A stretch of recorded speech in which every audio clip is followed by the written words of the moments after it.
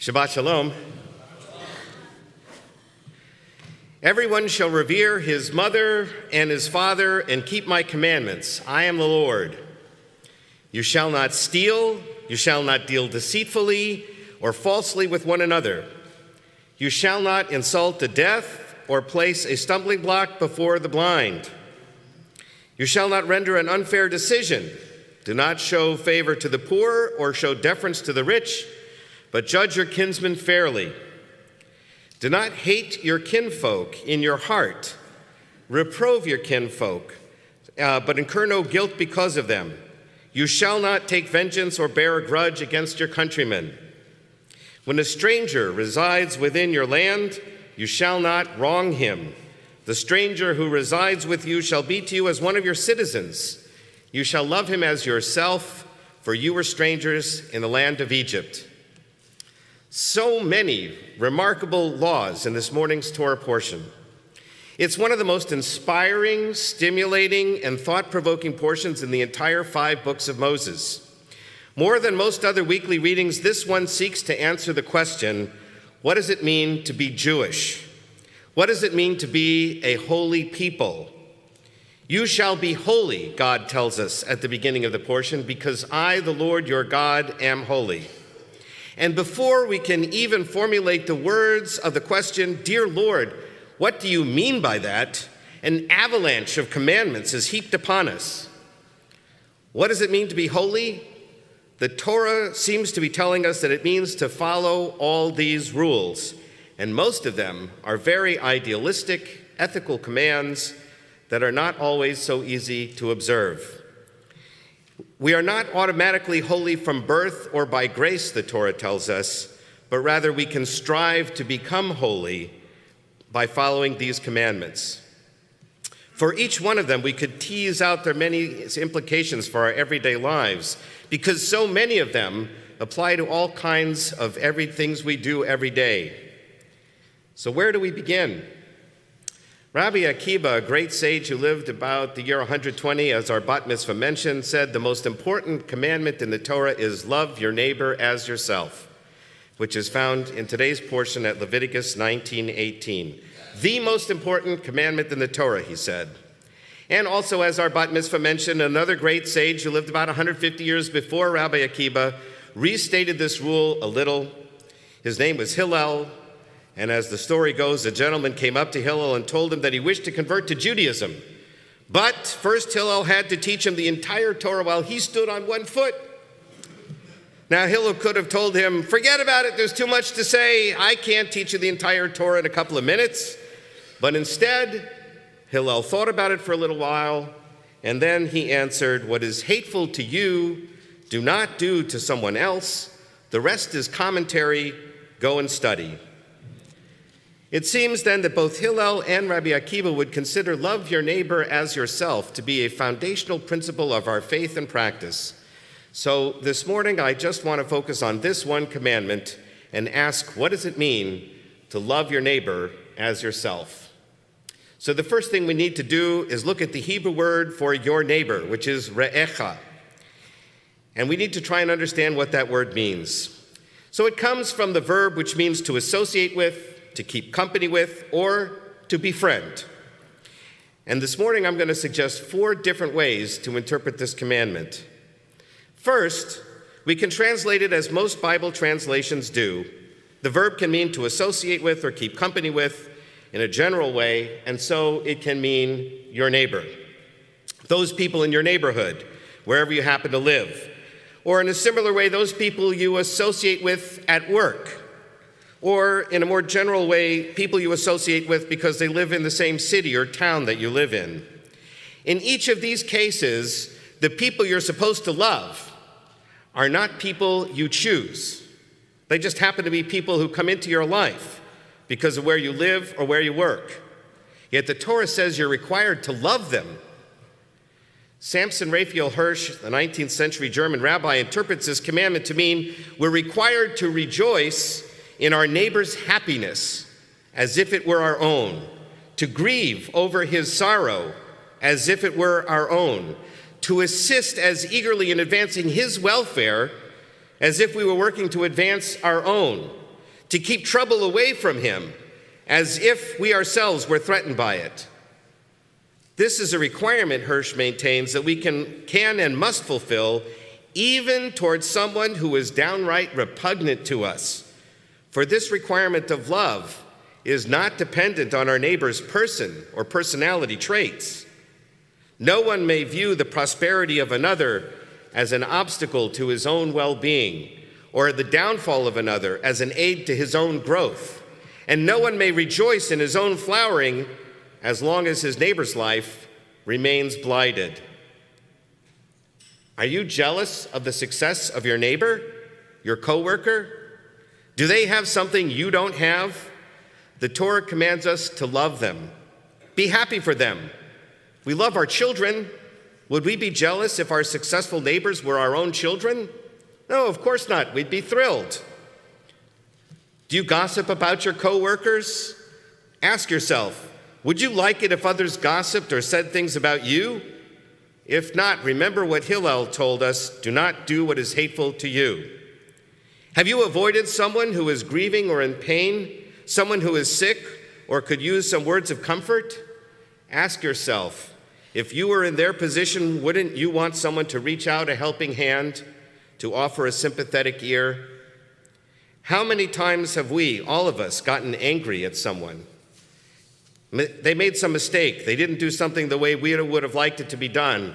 Or we think that they were insensitive and have hurt us.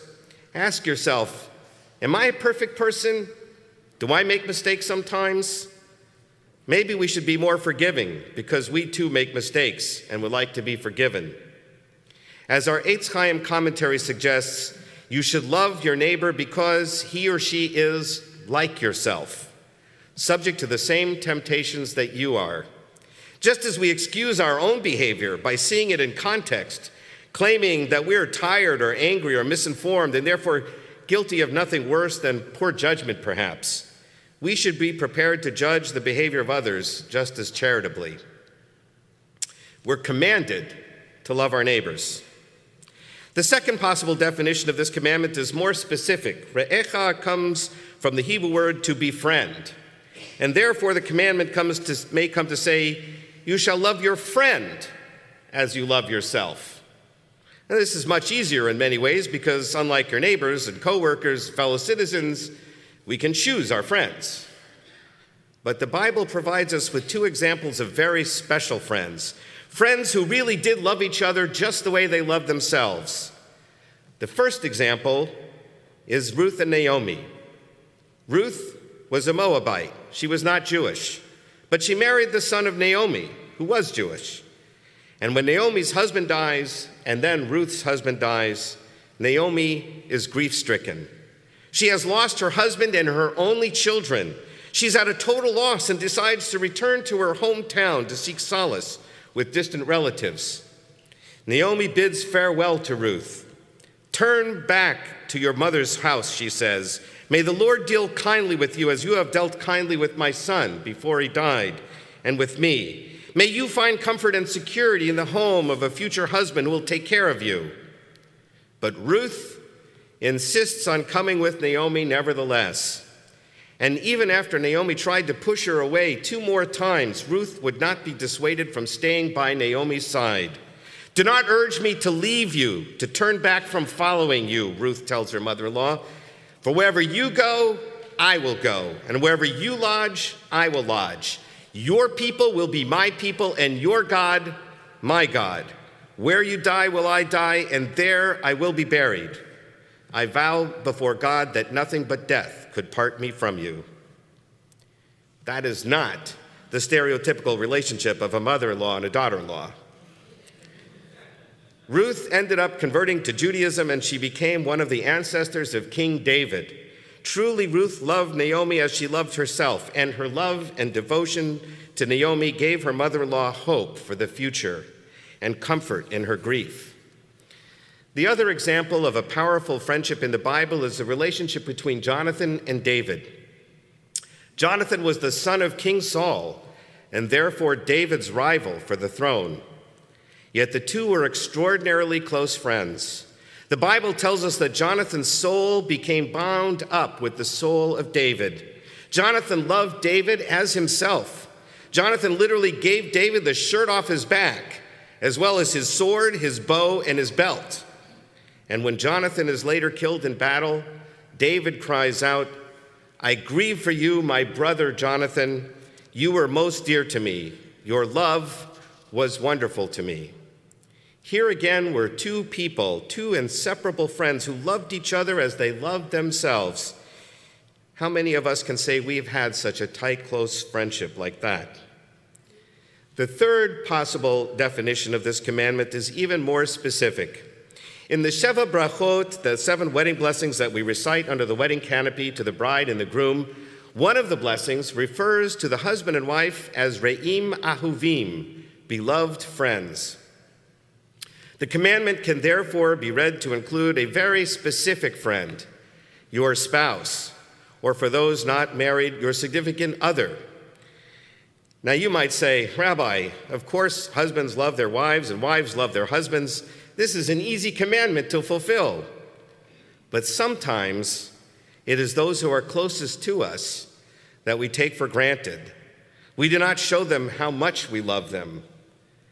Sometimes we focus too much on those annoying habits or weaknesses of those that we really love, and we don't pay attention enough to their wonderful qualities. Rabbi Zelig Pliskin, a contemporary Orthodox rabbi who has devoted his life to inspiring people to improve their lives in all kinds of ways, makes several suggestions for spouses. Here are 7 of them. 1, apply outcome thinking. That is, before you say or do something, ask yourself, what will be the outcome of what I will do or say? And only do those things that are likely to have positive outcomes. Number 2, see the good. Focus on the positive deeds, qualities, and patterns of your spouse. Number 4, don't cause pain. Give pleasure. 5 words: don't cause pain, give pleasure. They can create positive marriages. Number 4, reframe positively. Find positive ways to evaluate what your spouse says and does. Number 5, apologize first. Very hard to do. Take the initiative to apologize for any mistakes, misunderstandings, or wrongs. Number 6, speak with respect at all times. Even when you're upset or angry, still speak with respect. And number 7, constantly say and do things to put your spouse in a positive state. So we must love our neighbor, our spouse, or significant other as ourselves. My last interpretation of this commandment, to love your neighbor as yourself, comes from Abraham Joshua Heschel, one of the famous professors who taught at the Jewish Theological Seminary. He proposed an interesting twist on this commandment, noting that Judaism holds that God is everywhere all the time. That means that wherever we go, God is always with us. And so, Heschel writes, God is not hiding in a temple or in a synagogue. You don't have to come here to feel God's presence in your lives. That's why our Torah gives us commandments that relate to everyday things, like what kinds of foods we eat, how we should conduct our business, and how we should treat our neighbors. Because everywhere we go and everything we do, God is there. And so our actions can be infused with holiness and meaning. The problem is we so often don't pay attention to what we're doing. We don't often pause and think, is this what God would want me to do? Heschel continues, the Torah came to tell inattentive man, you're not alone. You constantly live in a holy neighborhood. Remember, love your neighbor, God, as yourself. God is your neighbor, wherever you go, wherever you happen to be, at any time of day. Being a holy person, part of a holy people, living a holy life, says Heschel, does not require us to abandon life and say farewell to this world, but to keep the spark of the divine within us aflame and to allow God's light to reflect in our face, to shine in our eyes, everywhere we go and with everything we do, and especially in all our interactions with our neighbors, our friends, and our loved ones. Loving God and loving our neighbor turn out to be closely related commandments. What better way can we show love for our Creator than to show love for another one of his creatures?